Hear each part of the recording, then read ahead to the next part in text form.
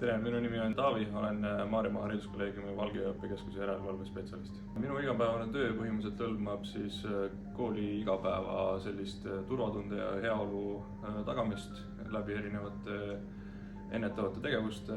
Igapäevaselt kontrollin siis õpilaste liikumisi koolis, et keegi ei satuks kuhugi, kus nad olema ei peaks, keegi ei kaoks ära.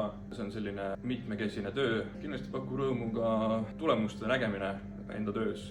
Me proovime neid kuidagi sellele heale eluteele saata, siis kindlasti need muutused ja tulemused annavad meile ka hea tunde, et me oleme oma tööd hästi teinud. See inimene, kes siia peaks või tahaks sooviks tööle tulla, siis tema väärtused peaksid siis kokku minema ka meie kooli väärtustega. Nende hulka kuuluvad ka siis paindlikkus, ausus, avatus ja abivalmidus ja on võimeline kohanema siis erinevate olukordadega, on ise positiivse elusuhtumisega.